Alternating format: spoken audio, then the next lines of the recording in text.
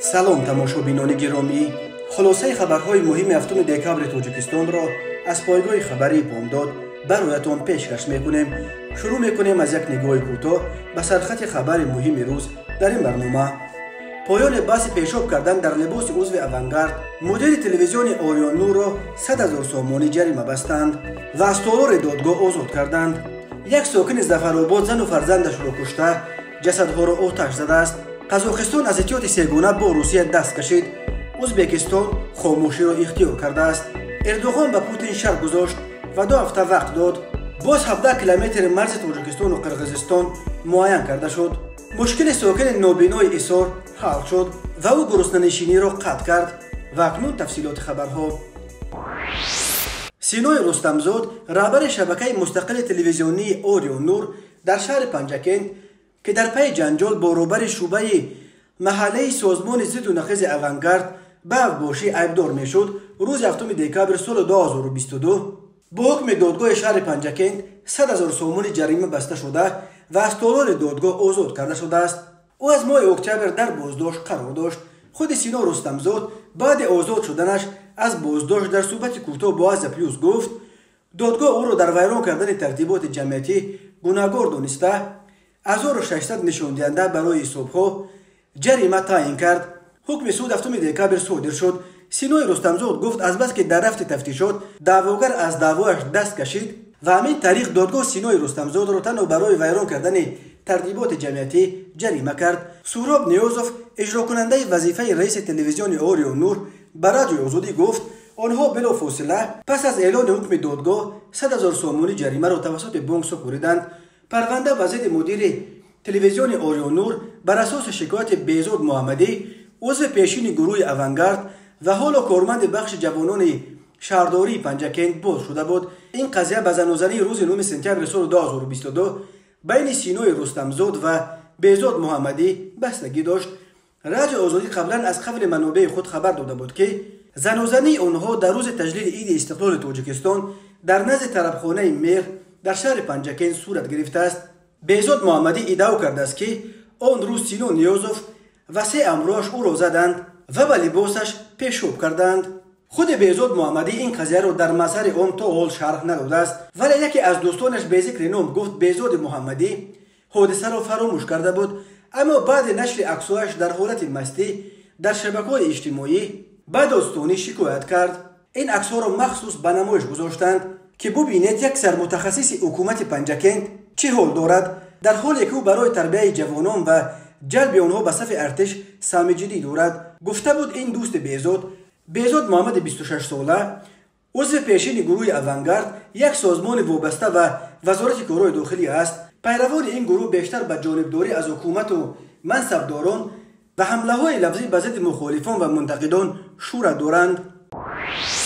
дар ноҳияи Зафарободи вилояти Соғд марди 36 сола ҳамсари 36 сола ва фарзанди 9 солаашро ба қатл расонида, пас аз он ҷасадҳоро оташ задааст. дар ин бора рӯзи 7 декабри соли 2022 Азия Плюс аз қавли Акбар Шарифӣ, котиби матбуоти раёсати вазорати корҳои дохила дар вилояти Соғд хабар дод. бино ба иттилои Акбар Шарифӣ, ин ҷинояти мудҳиш рӯзи 28 ноябри соли 2022 дар шаҳраки Менатободи ноҳияи Зафаробод рух додааст. бино ба фарзияи тафтишот, аввал байни зану шавҳар муноқиша бархоста. кӯдак шоҳиди чӣ гуна кушта шудани модараш мешавад. кӯдак мебинад, ки падар модарашро кушта истодааст, ба бобояш занг мезанад ва ҳодисаро мегӯяд. падар барои ин рафтораш кӯдак ва дар як вақт шоҳиди ҳодисаро ба қатл расонида, ҷисми ӯро низ оташ мезанад, гуфт ӯ. Акбар Шарифӣ ҷузъиёти ҳодиса ва ному насаби онҳоро барои халалдор накардани раванди тафтишот ироа накард. дар ҳоли ҳозир аз ҷониби мақомоти ҳифзи ҳуқуқи вилояти Соғд нисбати мард тибқи моддаи 104 кодекси ҷиноятӣ куштор парвандаи ҷиноӣ боз шудааст ва тафтиш идома дорад. ба ин мард то 25 соли зиндон ва ё ҳабси умрбод таҳдид мекунад. қазоқистон пешниҳоди президенти Русияро барои таъсиси эҳтиёти сегонаи газ байни Русия ва Қазоқистон ва Ӯзбекистонро напазируфт. Ӯзбекистон то ҳол ба ин пешниҳод дар маҳзари он вокуниши расмие нишон надодааст, вале муовини вазири хориҷаи Қазоқистон Роман Василенко гуфт, остона иҷозат нахоҳад дод, ки қаламраваш барои сарфи назар ва убур кардани تحریمات غربی استفاده شود. وسیلنگا گفت قزاقستان به طور تأسیس اتحاد سه‌گانه گاز همزمان زاویه خطر تحریمات برخورد خواهد کرد. کارشناسان میگویند بستر اتحاد با قزاقستان و ازبکستان به روسیه امکان میداد که با عبور تحریمات در پی جنگ ضد اوکراین جاری شده از فروش گاز خود فایده بیشتر به دست بیاورد. معاون وزیر خارجه قزاقستان رمان واسیلنکو در حوزه اجلاسیه پارلمان به ژورنالیستان گفت هرچند قزاقستان جانبدار اعمال تحریمات همچون وسیله حل مشکلات بین المللی نیست، ولی پیگیرانه برای این گونه تحریمات عمل میکند. او افزود که قبل از قبول هر نوع قرار این پیشنهاد از جانب پرزیدنت قزاقستان و کارشناسان آموخته خواهد شد. واسیلنکو گفت در این کشور برای ارزیابی خطرهای احتمالی در پس منظر تحریمات ضد روسیه کمیسیون حکومتی تشکیل شده است. طور قبلا خبر دادیم پرزیدنت روسیه ولادیمیر پوتین روز 28 نوامبر در ملاقات با همتای قزاقش قاسم جمال توقایف تأسیس اتفاق سه‌گانه روسیه و قزاقستان و ازبکستان را پیشنهاد کرد. توقایف اول گفت قزاقستان برای بررسی این پیشنهاد آماده است، ولی بعدا نظر خود را عوض کرد. مطبوعات طرفدار کرمل پیشنهاد پوتین را خیلی گرم بررسی میکنند، ولی درباره از پذیرفتن آن دست کشیدن قزاقستان و خاموشی ازبکستان حرف نمیزنند. نشریه سنترال آزیان ORG می نویسد بقیده جانب قزاقستان از نگاه حقوقی این اتحاد می تواند امکانات عبور کردن تحریمات را فراهم بیاورد، ولی در عمل وابستگی استوانه از مسکو را بازم بیشتر خواهد کرد. بر علاوه هنوز معلوم نیست که کشورهای غرب با انتقال گاز روسیه از طریق قلمرو قزاقستان چگونه برخورد خواهند کرد. بدون شک و شبهه این عمل ناراضگی حکومت آمریکا و متحدانش را به بار خواهد آورد. رجب طیب اردوغان رئیس جمهور ترکیه به پوتین پرزیدنت روسیه شرط گذاشته است که یا پوتین و آمریکا نیروهای دموکراتی سوریه را از شهرهای منبج، تل رفعت و عین العرب خارج میکنند و یا ترکیه دست به عملیات نظامی زمینی زده قشونهایش را وارد این شهرهای سوریه میکند. در این باره شبکه تلویزیونی الجزیره با تکیه به منابع خود از قول یک منصبدار والامقام ترک خبر داده است. منبع می‌افزاید که اردوغان برای پوتین حتی وقت داده است و در صورت سر وقت اجرا نگردیدن شرطش از قولش برنمیگردد. اما آمریکا به جانب ترکیه پیشنهاد کرده است که رهبریت این ائتلاف نظامی را به دست عرب‌ها می‌دهد تا که اردوغان خاطرجمع باشد. در همین حال پوتین خواسته است بر عوض این گذشتش در سوریه اردوغان در جبهه اوکراین باید به او کمک کند.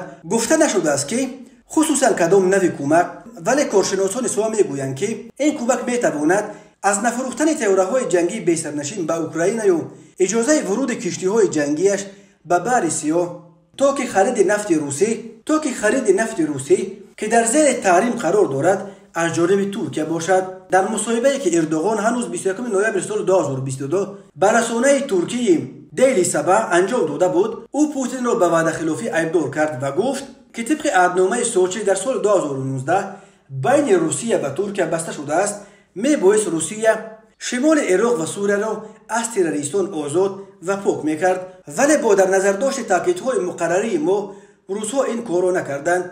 باید یادآور شد که 20 نوامبر سال 2022 ترکیه از آغاز عملیات نظامی با نام چنگال شمشیر علیه واحدهای نظامی کرد خبر داده به ولایت‌های کردنشین سوریه حلب، الحسکی و رقه ضربه‌های هوایی از طریق درون و توپخانه‌ها زد. چند روز پیش اردوغان ضمن سخنرانیش گفته بود که اگر ضرور باشد ما نیروهای زمینی خود را نیز به این عملیات جلب میکنیم و تاکید کرده بود که من با رهبران آن کشورهایی که در مناطق کردنشین سوریه نفوذ و منفعت دارند صحبت کرده موقع خود را بیان نمودند. نیروهای دموکراتی سوریه یک ائتلاف نظامی است که برای مبارزه با ضد داعش سال 2015 تشکیل شده بود. این ائتلاف اساساً عبارت از اقلیت‌های سوریه مثل کردها، آشورها، ترکمنها و سنی‌ها است که شماره‌شان تا به 30,000 نفر میرسد. نیروهای این ائتلاف منطقه شمال سوریه را زیر نفوذ دارند. پس از نشر خبر از مشکل ساکن نوبینای شهر حیات نو شهر ایسار امیرشاه غفورов که به نشان اعتراض از بی‌پروایی مقامات 3 روز گرسنگی اعلام کرده بود، جمال‌الدین عبدالله‌زاده وزیر تندرستی و حفظ اجتماعی اهالی به زیردستانش دستور داده است که مشکل این شهروند رو حل کنند. در این باره از وزارت تندرستی و حفظ اجتماعی اهالی باز پلیس اطلاع دادند. خود امیرشاه غفورов نیز این خبر رو باز پلیس تصدیق نموده در یک صحبت کوتاه تلفنی گفت که بعد نشر مطلب مسئولان شهر اصار از حالش خبر گرفتند و گفتند که اومده داروهایش رو بگیرد. او همچنین خبر داد که پس از رسیدگی مقامات گرسنه‌نشینی اعتراضیش را قطع کرده است. نمایندگان تاجیکستان و قرقیزستان در مورد تشخیص بیش از 17 کیلومتر دیگر از قطعه‌های باسی مرز بین دو کشور به موافقه رسیدند. در این باره روز 7 دکامبر سال 2022 با نشر بیانیه‌های تقریبا همسان خدمات مطبوعات کابینه وزیران قرقیزستان و وزارت کارهای خارجه تاجیکستان خبر دادند.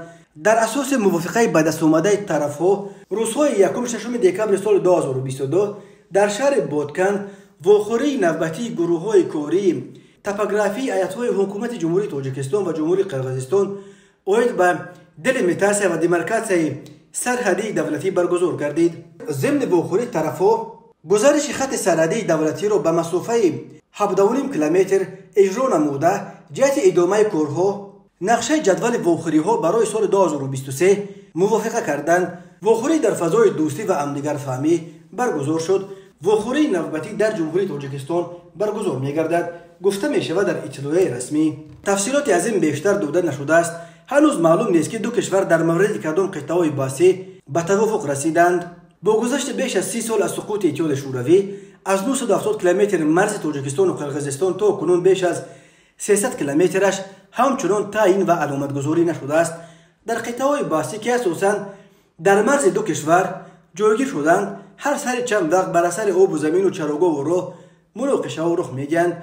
این مناقشه‌ها بعضاً به تیرپرانی‌ها می‌پیچند و باعث هلاکت مردم از دو طرف می‌شوند.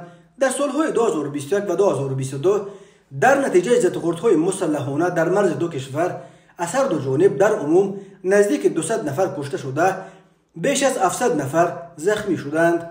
رئیس جمهور قرقیزستان صادر جباروف ماه نوامبر در پی به پایان رسیدن مذاکرات مرزی با ازبکستان گفت که آنها میخواهند الکی تا پایان سال 2022 با تاجیکستان نیز در مورد حل تمام مشکلات مرزی به توافق برسند.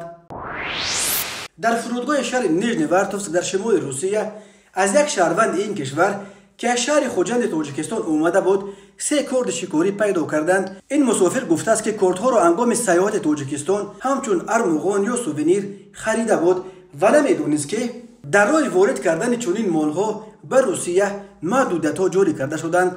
ولی خدمات مطبوعات باجخانه ولایت تیومن در شهر این قضیه گفت این مسافر 3 کارت را توسط راهرو سبز گذرانیده بود. تشخیص نشان داد که این کارت‌ها مثل کارت‌های شکاری ساخته شدند و سلاح سرد خلنده و برنده به شمار می‌روند. نه توفه و ارمغان نسبت به مسافر از خوجند وارد شده بر اساس 2 بند کودکس قانونشکنی‌های مأموری روسیه با اتهام اعلام نکردن مال‌های خود در باجخانه و ویران کردن محدودیت‌ها در راه واردات مال‌های علاوه پرونده مأموری گشوده کارت‌های آورده‌اش را گرفتند.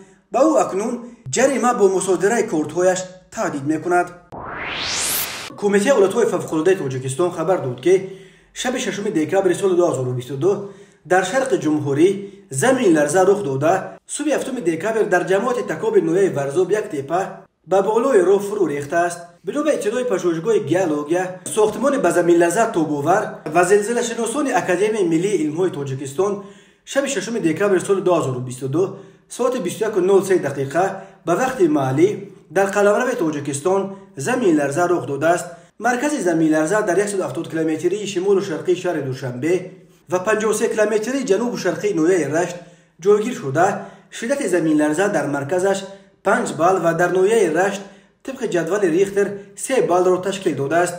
کمیته ایالت‌های فوق‌العاده گفت خوشبختانه بر اثر این آفت طبیعی کسی آسیب ندیده است و یگان بنا و انشاءات ویران نشده است.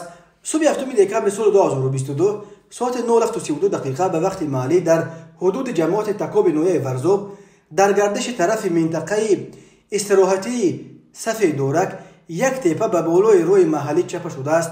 در نتیجه این آفت هم خوشبختانه کسی آسیب ندیده است. گفته می شود برای رفع عاقبت‌های این آفت تکنیک مخصوص و کارمندان خدمات رای وزارت نقلیات تاجیکستان به جای حادثه سفربر کرده شدند. کمیته ایالت‌های فوق‌العاده یادداشت کرده است که در پی بارشات شدید اخیر به خصوص در مناطق کوهستان و کودامن خوف فرو ریختن ترمه و سنگریزی و فرو رفتن تپه ها و کوه ها زیاد است.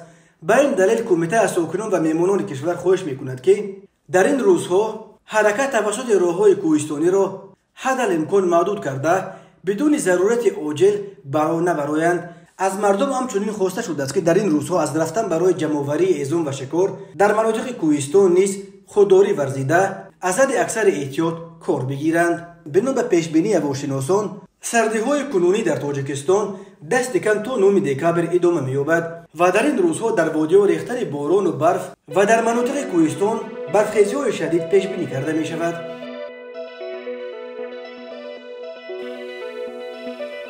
تماشابینان عزیز و گرامی، این بود مرور به خلاصه چند خبر مهم امروز تاجیکستان. خبر و گزارش‌های بیشتر از تاجیکستان و درباره تاجیکستان و اطراف آن را در سامانه پایگاه خبری بامداد در این نشانه پیگیری نمایید: www.bomdad.com. خوش باشید.